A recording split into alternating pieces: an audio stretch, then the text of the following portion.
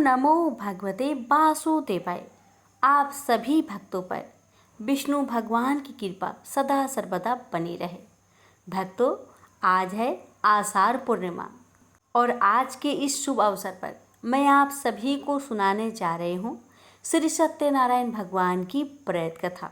भक्तों, कहते हैं कि जो भी भक्त श्रद्धा और भक्ति से आषाढ़ पूर्णिमा के दिन श्री सत्यनारायण भगवान का व्रत करता है और इनकी कथा को सुनता है, तो भक्तों, उस भक्त को सत्य अनुपालन की शक्ति के साथ धन्य धान्य की प्राप्ति होती है। इसके साथ ही केवल सत्यनारायण कथा मात्र सुनने से भी फल की प्राप्ति होती है। सत्यनारायण कथा के पाठ से निर्धन व्यक्ति, धनी, जिज्ञासु व्यक्ति, बुद्धिमान एवं भयभीत व्यक्ति को अभय की प्राप्ति होती है। भक्तों, इस कथा के प्रभाव से व्यक्ति को मनोवांछित फलों की प्राप्ति होती है। भगवान नारायण की कृपा से समस्त दुखों का नाश होता है। साथ ही व्यक्ति के शारीरिक एवं मानसिक स्वास्थ्य में सुधार होता है। जो व्यक्ति सत्यनारायण व्रत का आचरण एवं अनुपालन करता है, उसके सभी पाप नष्ट हो जाते हैं एवं मनोरथ सिद्ध होता है। इस कथा से व्यवसाय में समृद्धि आती है एवं हर प्रकार से लाभ ही लाभ मिलता है। इस व्रत कथा के प्रभाव से व्यक्ति को परलोक की प्राप्ति होती है।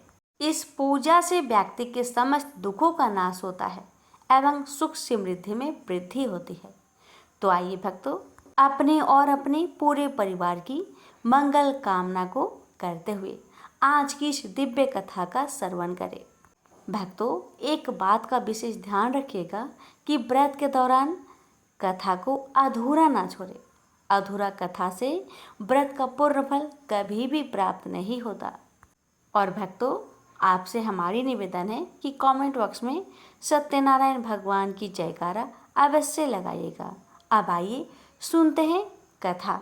नैमिषारण्य तीर्थ में सौनकादि 88,000 ऋषियों ने श्री सूत जी से पूछा, हे प्रभु, इस कलयुग में वेद विद्या रहित मनुष्य को प्रभु भक्ति किस प्रकार मिल सकती है तथा उनका उद्धार कैसे होगा? हे मुनि श्रेष्ठ, कोई ऐसा तप बताइए जिससे थोड़े समय में ही पुण्य मिले और मनोवांछित फल भी मिल जाए। इस प्रकार की कथा सुनने की हम इच्छा रखते हैं। सर्व शास्त्रों के ज्ञाता सूत जी बोले, हे वैष्णवों, मैं पूज्य आप सभी ने प्राणियों के हित की बात पूछी है, इसलिए मैं एक श्रेष्ठ व्रत को आप लोगों को बतलाऊंगा जिसे नारद जी ने लक्ष्मी नारायण जी से पूछा था और लक्ष्मीपति ने मुनि श्रेष्ठ नारद जी से कहा था। आप सब इसे ध्यान से सुनिए। एक समय की बात है, योगीराज नारद जी दूसरों के हित की इच्छा लिए अनेकों लोकों में घूमते हुए मृत्यु लोक में आ पहुंचे। यहाँ उन्होंने अनेक योनियों में जन्मे प्राय सभी मनुष्यों को अपने कर्मों द्वारा अनेकों दुख से पीड़ित देखा। उनका दुख देख नारद जी सोचने लगे कि कैसा यत्न किया जाए इसके करने से निश्चित रूप से मानव के दुखों का अंत हो जाए। इसी विचार पर मनन करते हुए वह विष्णु लोक में गए। वहां वह देवों के इस भगवान नारायण की स्तुति करने लगे, जिनके हाथों में शंख, चक्र, गदा और पद्म थे। गले में वरमाला पहने हुए थे। स्तुति करते हुए नारद जी बोले, हे भगवान, आप अत्यंत शक्ति से संपन्न हैं। मन तथा वाणी भी आपको नहीं पा सकती है। आपका यदि मध्य तथा अंत नहीं है, निर्गुण स्वरूप सृष्टि के कारण भक्तों के दुख को दूर करने वाले आपको मेरा नमस्कार है। नारद जी की स्तुति सुन विष्णु भगवान बोले, हे मुनि श्रेष्ठ, आपके मन में क्या बात है? आप किस काम के लिए पधारे हैं, उसे निसंकोच कहो। इस पर नारद मुनि बोले कि मृत्युलोक में अनेक योनियों में जन्मे मनुष्य अपने कर्मों के द्वारा अनेकों दुख से दुखी हो रहे हैं। हे नाथ, आप मुझ पर दया रखते हैं तो बताइए कि वो मनुष्य थोड़े प्रयास से ही अपने दुखों से कैसे छुटकारा पा सकते हैं। श्री हरि बोले, हे नारद, मनुष्य की भलाई के लिए तुमने बहुत ही अच्छी बात पूछी है, जिसके करने से मनुष्य मोह से छूट जाता है। वह बात मैं कहता हूँ, उसे सुनो। स्वर्ग लोक व मृत्यु लोक दोनों में एक दुर्लभ उत्तम व्रत है जो पुण्य देने वाला है। आज प्रेम वश होकर मैं उसे तुमसे कहता हूँ। श्री सत्यनारायण भगवान का यह व्रत अच्छी तरह विधान पूर्वक करके मनुष्य तुरंत ही यहाँ सुख भोग कर मरने पर मोक्ष पाता है। श्री हरि के वचन सुन नारद जी बोले कि उस व्रत का फल क्या है और उसका विधान क्या है। यह व्रत किसने किया था, इस व्रत को किस दिन करना चाहिए, सभी कुछ विस्तार से बताए। नारद की बात सुनकर श्री हरि बोले, दुख व शोक को दूर करने वाला यह व्रत सभी स्थानों पर विजय दिलाने वाला है। मानव को भक्ति व श्रद्धा के साथ शाम को श्री सत्यनारायण की पूजा धर्म परायण होकर ब्राह्मणों व बंधुओं के साथ करनी चाहिए। भक्ति भाव से ही नैवेद्य केले का फल, घी, दूध और गेहूं का आटा सवाया ले। गेहूं के स्थान पर साठी का आटा, शक्कर तथा गुड़ लेकर वह सभी भक्षण योग्य पदार्थों को मिलाकर भगवान का भोग लगाए। ब्राह्मणों सहित बंधु बांधवों को भी भोजन कराए। उसके बाद स्वयं भोजन करे और भजन कीर्तन के साथ भगवान की भक्ति में लीन हो जाए। इस तरह से सत्यनारायण भगवान का यह व्रत करने पर मनुष्य की सारी इच्छाएं निश्चित रूप से ही पूरी होती है। इस कली काल अर्थात कलयुग में मृत्यु लोक में मोक्ष का यही एक सरल उपाय है। इति श्री सत्यनारायण व्रत कथा प्रथम अध्याय संपूर्ण। श्रीमन नारायण नारायण नारायण, भज मन नारायण नारायण नारायण। श्री सत्यनारायण भगवान की जय। सूत जी बोले, हे ऋषियों, जिसने पहले समय में इस व्रत को किया था उसका इतिहास कहता हूँ, ध्यान से सुनो। सुंदर काशीपुरी नगरी में एक अत्यंत निर्धन ब्राह्मण रहता था। भूख प्यास से परेशान वह धरती पर घूमता रहता था। ब्राह्मणों से प्रेम करने वाले भगवान ने एक दिन ब्राह्मण का भेष धारण कर उसके पास जाकर पूछा, हे ब्रीप, नित्य दुखी होकर तुम पृथ्वी पर क्यों घूमते हो? दीन ब्राह्मण बोला, मैं निर्धन ब्राह्मण हूँ, भिक्षा के लिए धरती पर घूमता हूँ। हे भगवान, यदि आप इसका कोई उपाय जानते हो तो बताइए। वृद्ध ब्राह्मण कहता है कि सत्यनारायण भगवान मनोवांछित फल देने वाले हैं, इसलिए तुम उनका पूजन करो। इसे करने से मनुष्य सभी दुखों से मुक्त हो जाता है। वृद्ध ब्राह्मण बनकर आए सत्यनारायण भगवान उस निर्धन ब्राह्मण को व्रत का सारा विधान बताकर अंतर्ध्यान हो गए। मन ही मन सोचने लगा कि जिस व्रत को वृद्ध ब्राह्मण करने को कह गया है मैं उसे जरूर करूंगा। यह निश्चय करने के बाद उसे रात में नींद नहीं आई। वह सवेरे उठकर सत्यनारायण भगवान के व्रत का निश्चय कर भिक्षा के लिए चला गया।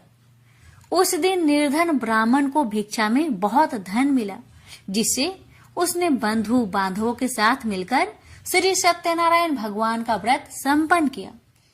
भगवान सत्यनारायण का व्रत संपन्न करने के बाद वह निर्धन ब्राह्मण सभी दुखों से छूट गया और अनेक प्रकार की संपत्तियों से युक्त हो गया। उसी समय से यह ब्राह्मण हर माह इस व्रत को करने लगा। इस तरह से सत्यनारायण भगवान के व्रत को जो भी मनुष्य करेगा वह सभी प्रकार के पापों से छूटकर मोक्ष को प्राप्त होगा। जो मनुष्य इस व्रत को करेगा वह भी सभी दुखों से मुक्त हो जाएगा। सूत जी बोले कि इस तरह से नारद जी से नारायण जी का कहा हुआ श्री सत्यनारायण व्रत को मैंने तुमसे कहा, हे वृपो, मैं अब और क्या कहूँ?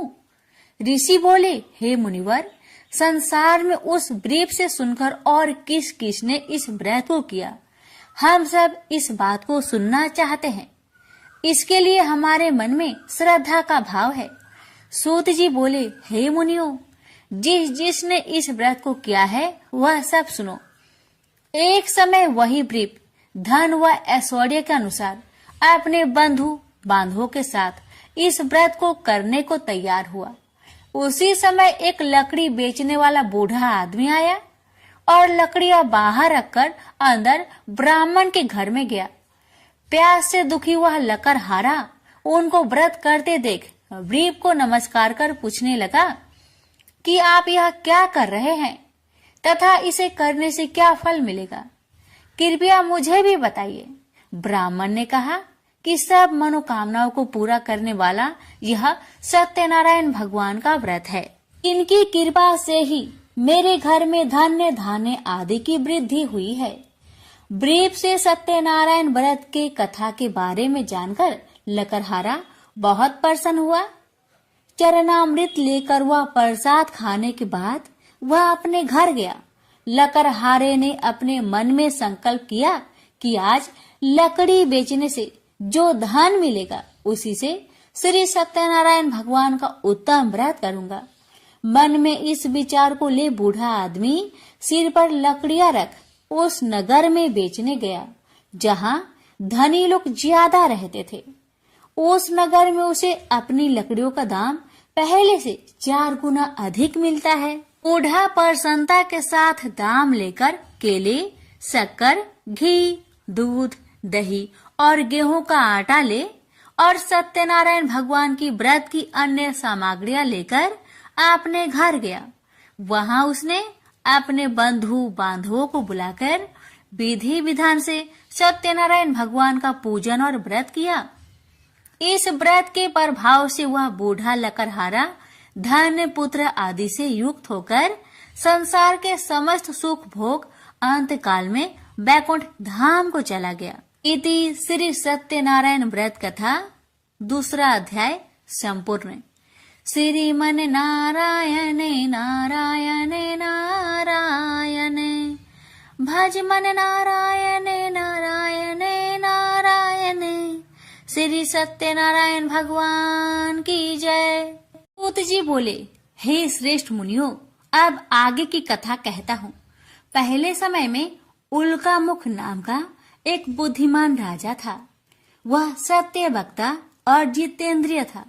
प्रतिदिन देव स्थानों पर जाता और निर्धनों को धन देकर उनके कष्ट दूर करता था।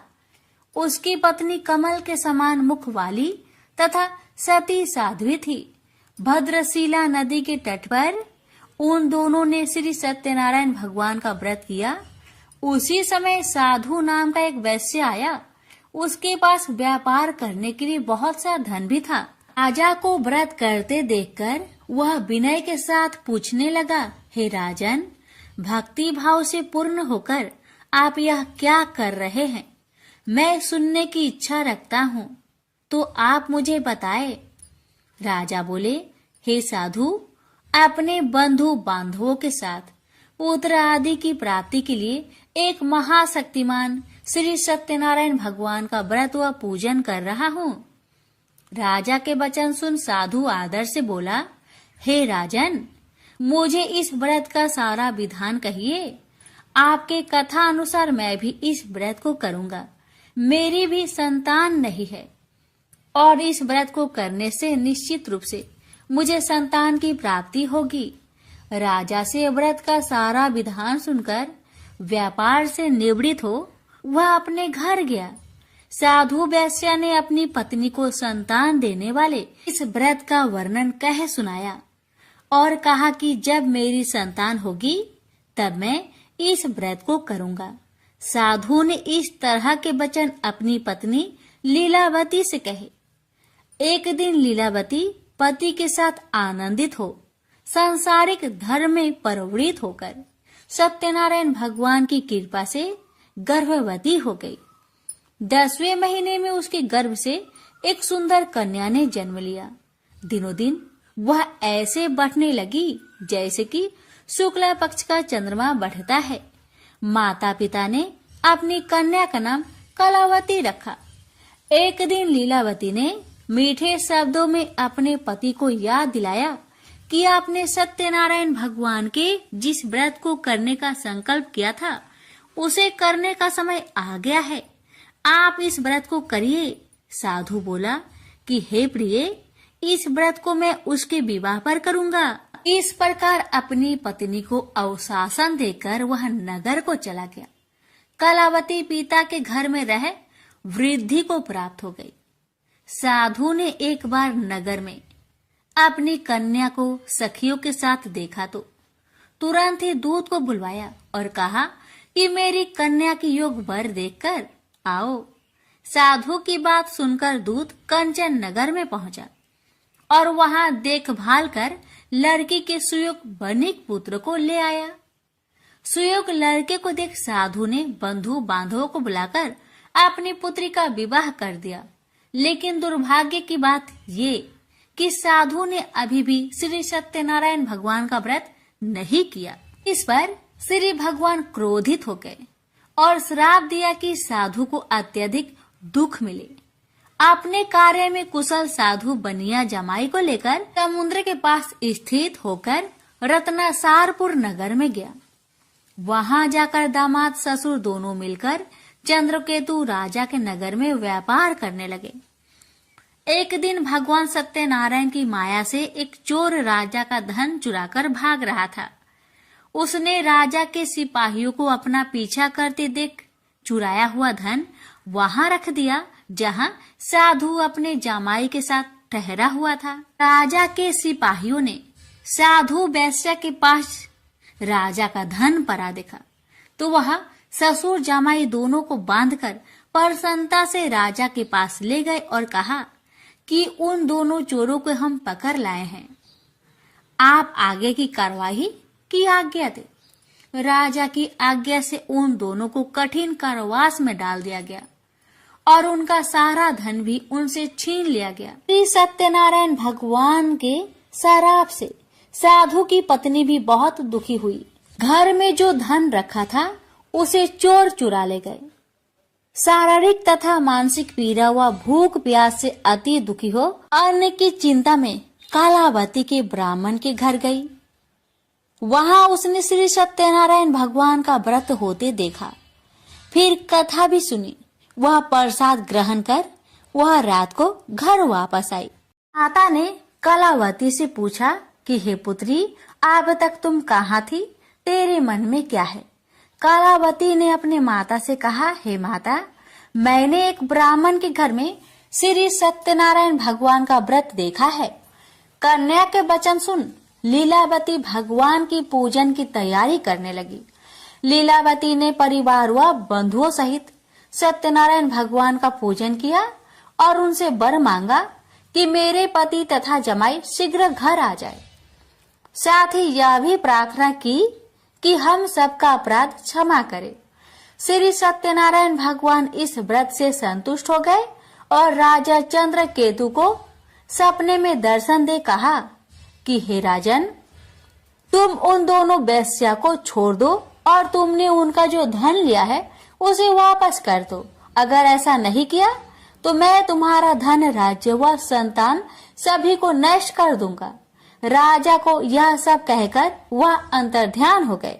अतः काल सभा में राजा ने अपना सपना सुनाया। फिर बोले कि बानिक पुत्र को कैद से मुक्त कर सभा में लाओ। दोनों ने आते ही राजा को प्रणाम किया। राजा मीठी बानी से बोला, हे महानुभावों, भाग्यवश ऐसा कठिन दुख तुम्हें प्राप्त हुआ है, लेकिन अब तुम्हें कोई भय नहीं है। ऐसा कह राजा ने उन दोनों को नए वस्त्र भूषण भी पहनाए और जितना धन उनका लिया था उससे 2 गुना धन वापस कर दिया। दोनों वेश्या अपने घर को चल दिए। श्री सत्यनारायण व्रत कथा का 3रा अध्याय संपूर्ण है। श्रीमन नारायण नारायण नारायण, भज मन नारायण नारायण नारायण, श्री सत्यनारायण भगवान की जय। सूत जी बोले, वैश्य ने मंगलाचार कर अपनी यात्रा आरंभ की और अपने नगर की ओर चल दिया। उसके थोड़ी दूर जाने पर एक दंड वेशधारी श्री सत्यनारायण ने उनसे पूछा, हे साधु, तेरी नाव में क्या है? अभिमानी बानिक हंसता हुआ बोला, हे दंडी, आप क्यों पूछते हो? क्या धन लेने की इच्छा है? मेरी नाव में तो बेल व पत्ते भरे हुए हैं। वैश्य के कठोर वचन सुन भगवान बोले, तुम्हारा वचन सत्य हो। दंडी ऐसे वचन कहे वहां से दूर चले गए। कुछ दूर जाकर समुद्र के किनारे बैठ गए। दंडी के जाने के बाद साधु वैश्य ने नित्य क्रिया के पश्चात नाव को ऊंची उठते देखकर अचंभा माना और नाव में बेल पत्ते आदि देख वह मूर्छित हो जमीन पर गिर पड़ा। मूर्छा खोलने पर वह अत्यंत शोक में डूब गया। तब उसका दामाद बोला कि आप शोक न मनाए, यह दंडी का श्राप है, इसलिए हमें उनकी शरण में जाना चाहिए, तभी हमारी मनोकामना पूरी होगी। दामाद की बात सुनकर वह दंडी के पास पहुंचा और अत्यंत भक्ति भाव नमस्कार करके बोला, मैंने आपसे जो असत्य वचन कहे थे उनके लिए मुझे क्षमा दे। ऐसा कहकर महान शोकातुर हो रोने लगा। दंडी भगवान बोले, हे बानिक पुत्र, मेरी आज्ञा से बार बार तुम्हें दुख प्राप्त हुआ है, तू मेरी पूजा से विमुख हुआ। साधु बोला, हे भगवान, आपकी माया से ब्रह्मा आदि देवता भी आपके रूप को नहीं जानते, तब मैं अज्ञानी कैसे जान सकता हूँ? आप प्रसन्न होइए, अब मैं सामर्थ्य के अनुसार आपकी पूजा करूंगा। मेरी रक्षा करो और पहले के समान नौका में धन भर दो। साधु वैश्य के भक्ति पूर्वक वचन सुनकर भगवान प्रसन्न हो गए और उसकी इच्छा अनुसार वरदान देकर अंतर ध्यान हो गए। ससुर जमाई जब नाव पर आए तो नाव धन से भरी हुई थी। फिर वही अपने अन्य साथियों के साथ सत्यनारायण भगवान का पूजन कर अपने नगर को चल दिए। जब नगर के नजदीक पहुँचे तो दूत को घर पर खबर करने के लिए भेज दिया। दूत साधु की पत्नी को प्रणाम कर कहता है कि मालिक अपने दामाद सहित नगर के निकट आ गए हैं। दूत की बात सुन साधु की पत्नी लीलावती ने बड़े हर्ष के साथ सत्यनारायण भगवान का पूजन कर अपनी पुत्री कलावती से कहा कि मैं अपने पति के दर्शन को जाती हूँ, तो कार्य पूर्ण कर शीघ्र आ जाना। माता के ऐसे वचन सुन कलावती जल्दी में प्रसाद छोड़ अपने पति के पास चली गई। प्रसाद की अवज्ञा के कारण श्री सत्यनारायण भगवान रुष्ट हो गए और नाव सहित उसके पति को पानी में डुबो दिए। कलावती अपने पति को वहां ना पाकर रोती हुई जमीन पर गिर गई। नौका को डूबा हुआ देख वह कन्या को रोता देख साधु दुखी होकर बोला कि हे प्रभु, मुझसे तथा मेरे परिवार से जो भूल हुई है उसे क्षमा करे। साधु के दीन वचन सुनकर श्री सत्यनारायण भगवान प्रसन्न हो गए और आकाशवाणी हुई, हे साधु, तेरी कन्या मेरे प्रसाद को छोड़कर आई है, इसलिए उसका पति अदृश्य हो गया है। यदि वह घर जाकर प्रसाद खाकर लौटती है तो इसे उसका पति अवश्य मिलेगा। ऐसी आकाशवाणी सुन कलावती घर पहुंचकर प्रसाद खाती है और फिर आकर अपने पति के दर्शन करती है। उसके बाद साधु अपने बंधु बांधवों सहित श्री सत्यनारायण भगवान का विधि विधान से पूजन करता है। इस लोक का सुख भोग वह अंत में स्वर्ग जाता है। इति श्री सत्यनारायण व्रत कथा चतुर्थ अध्याय संपूर्ण।